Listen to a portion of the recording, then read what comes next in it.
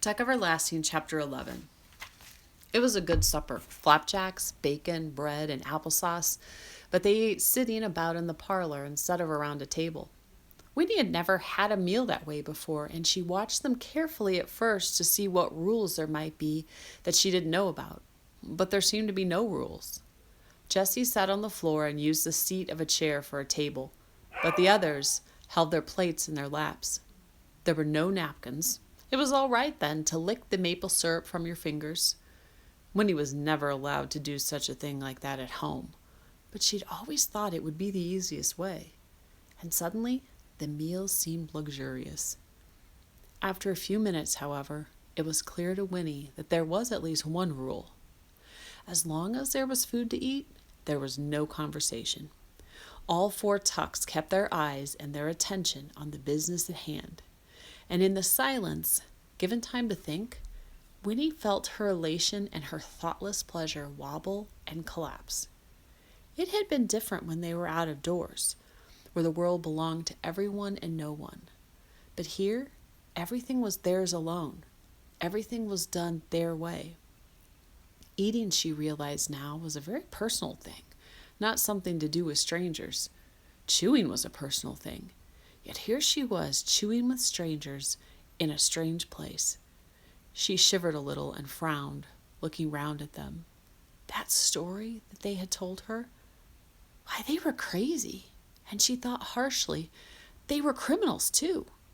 They had kidnapped her right out in the middle of her very own wood, and now she would be expected to sleep all night in this dirty, peculiar house. She had never slept in any bed but her own in her life. All these thoughts flowed at once from the dark part of her mind. She put down her fork and said unsteadily, "I want to go home."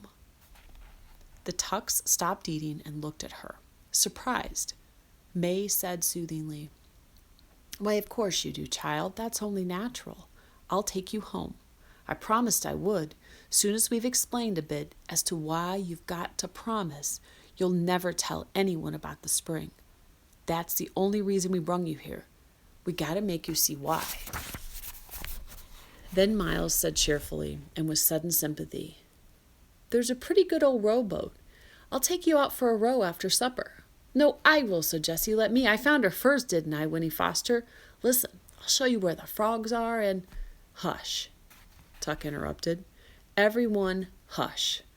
I'll take Winnie rowing on the pond. There's a good deal to be said, and I think we better hurry up and say it. I got a feeling there ain't a whole lot of time." Jessie laughed at this and ran a hand roughly through his curls. "Well, that's funny, Pa. Seems to me like time's the only thing we got a lot of." But May frowned. "You worried, Tuck? What's got you?